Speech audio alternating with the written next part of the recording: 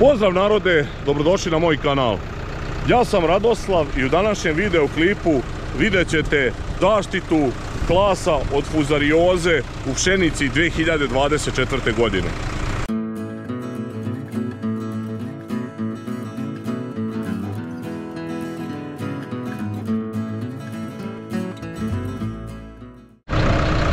Nalazimo se na prvoj njivi, to je ova njiva blizu sela.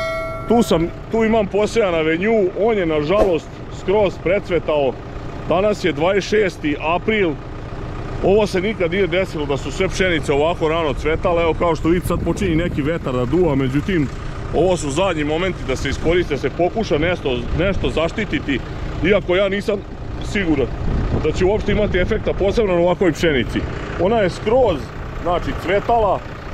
Kao što sam vam u ranijim videima pričao, prskanje se radi kada je cvetanje na nekih 10%, međutim to je bilo nemoguće pošto je bilo izuzetno loše vreme, duvao vetar i bilo je nešto oblačno, padalo je malo neka kišica non stop, nije to nikakve ozbiljne kiše bilo.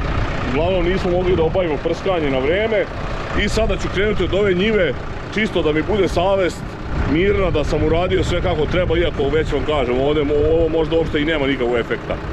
A na ostalim njivama nije to u takvoj fazi pšenica, tako da mislim da će ipak prskanje nešto pomoći.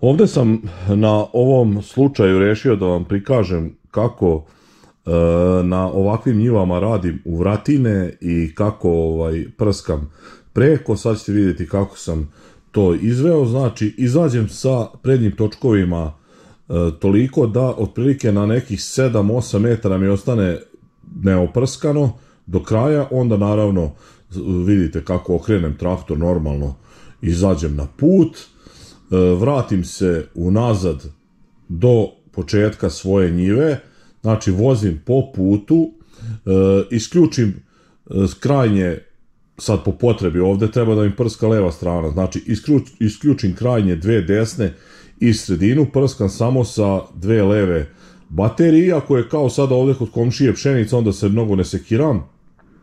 Doduše kad se prska od bolesti možeš kako hoćeš i naravno prođem kao da vozim normalno putem i oprskam u vratine. Kažem, kod zaštite od bolesti nije nikakav problem ni ako duplirate, ni ako malo kod komšije uhvatite. Evo ja ovdje imam ovaj komšijski mak, to ništa ne predstavlja problem. Problem je naravno kada se prska od korova da se ne unište usevi na susednoj njivi i naravno ponovo se vraća nazad, vraća se istim putem. Kada je put ravan i normalan, nije problem voziti ovu prskalicu, to vam prikazujem, zašto mnogi ljudi misle da je to mnogo komplikovanije nego rad sa nošenom. Evo vidite kako to sve iz cuga ide, nema sečenja snimka i odmah čim ulazim s prednjim točkovima polako palim automatski sistem prskanja i kreće. Znači evo vidite kako je to izgledalo, ovdje sam naravno ugasio da ne prskam, ako hvata jedna brazda malo mak, ne smeta, prihranit ću drugaru Saletu mak i tako izgledaju vratine rešene za par sekundi. Vidjeli ste prva njiva završena, nekih 90 u stvari 3 ara, uradio sam je za 6 minuta, ide to brzo. Rekao sam vam već, znači ta njiva je precvetala skroz, to je avenju. Ja ću ga oprskati, iako možda nema efekta. Ako bude neku zaštitu radilo. Idemo dalje. Vidjeli ste sada koje sam preparate sipao, šta sam sve koristio. Rekao sam da ću koristiti Gramino B, međutim nije mi stigao još Gramino B, treba danas da stigne. Tako da sam morao, više nisam mogao da čekam, nervozan sam bio i jednu turu ovu sam napravio bez Gramina B sa ovim Agroverm K, pošto mi se i on pokazao dosta dobro, pa ću da vidim, nadam se da ću posle sve ovo ostalo prskati sa Gramino B.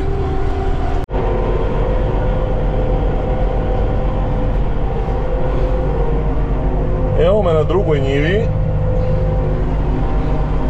To je jedna od onih najlošijih pšenica što sam rekao da imam i kao što možete vidjeti stvarno je očajna, što je najgore ovdje imam i dve sorte.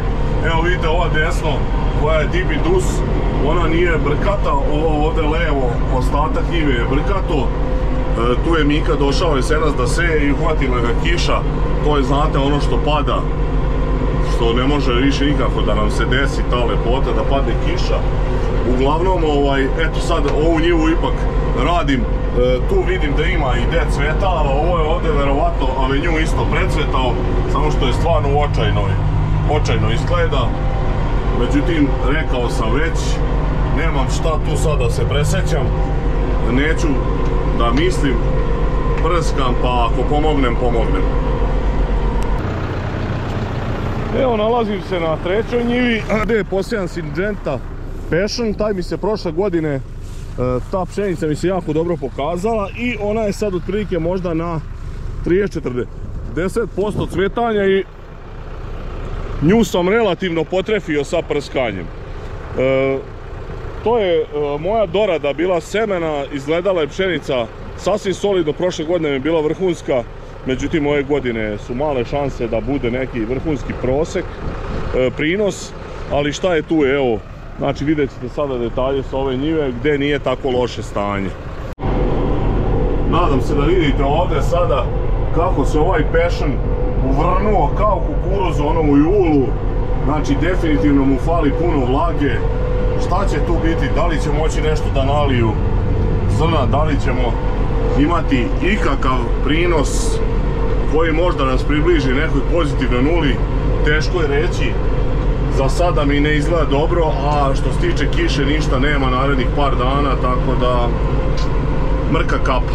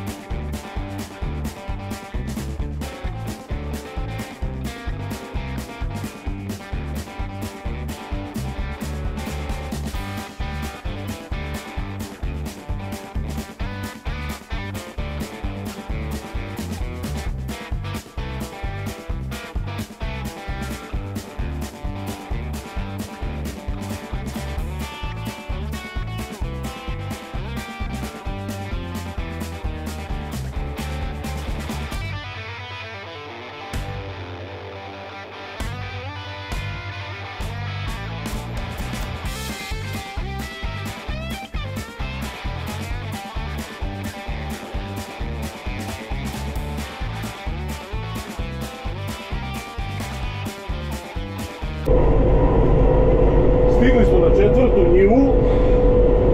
Ovdje, to je ona njiva što sam radio s Agrooptim Zenitom, ako ste pratili u mojim klipovima. Tu imam dvije sorte pšenice, s ove strane je neka mešana Sofru i Italije, još neka je, vidite, brkata sorta.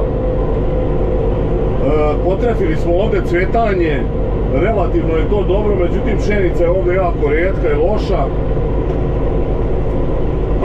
Generalno je stanje loše i imam jedno 70% očajnih pšenica. Evo sad ovdje se vidi, ne znam, sad je okrenuta kamera, ovdje se vidi ta druga sorta.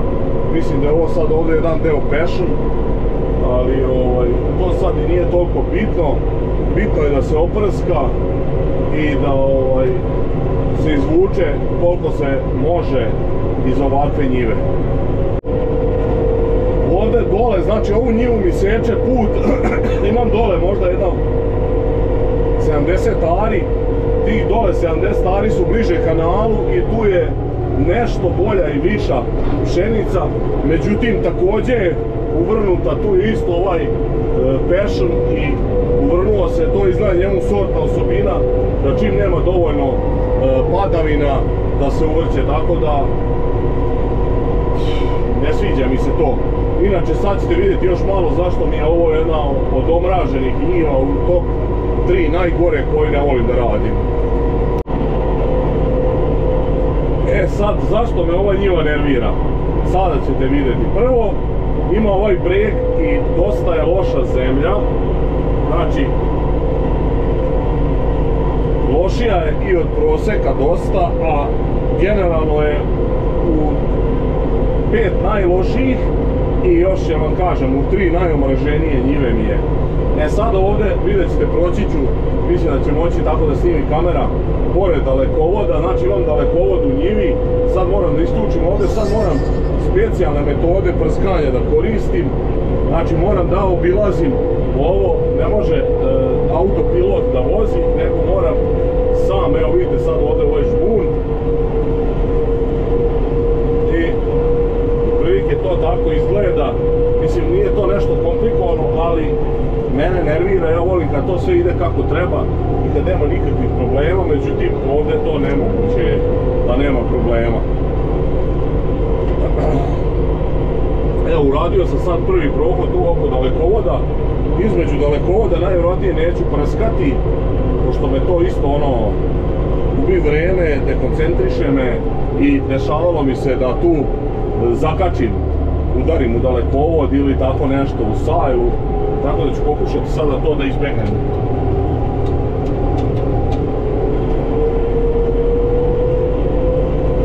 Evo sad smo prešli taj put, ovdje je taj donji deo koji je dosta lepši.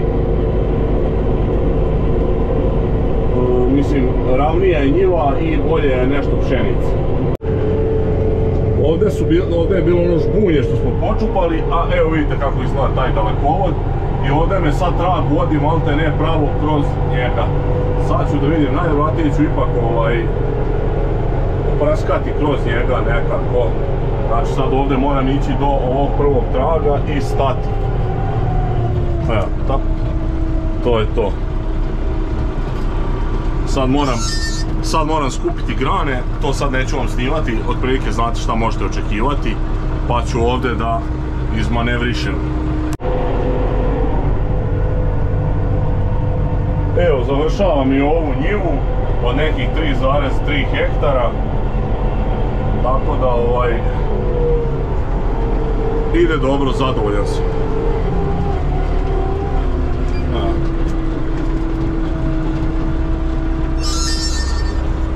Vidite, pokazuje 3,23 hektara, sad nemam pojma, nisam jedan deo između ovih dalekovoda oprskao, možda mi je to uračunala navigacija, možda nije. Uglavnom, idemo na sljedeću njivu gdje bi trebalo konačno da bude dobra pšenica.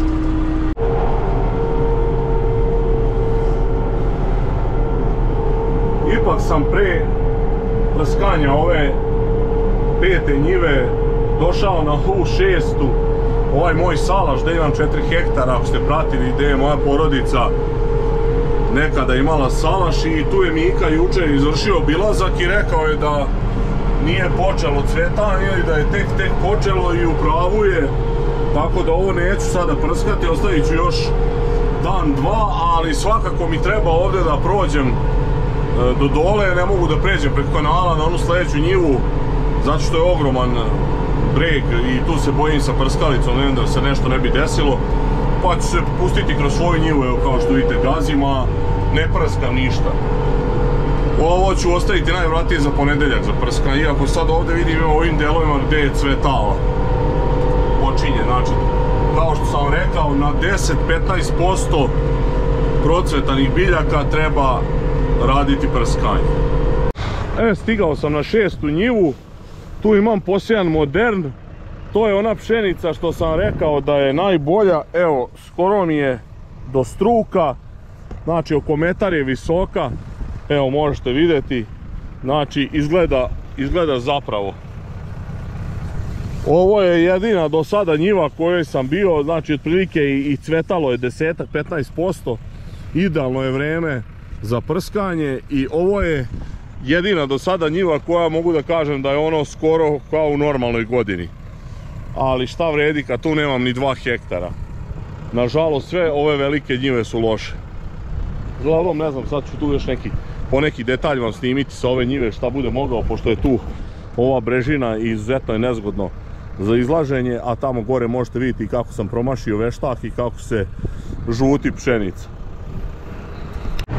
Vidite sad i ove zgažene vlati, to su jako ozbiljne vlati. Znači ovdje je stvarno pšenica vrhunska. Bilo bi lepo da imam više ovakvih njiva.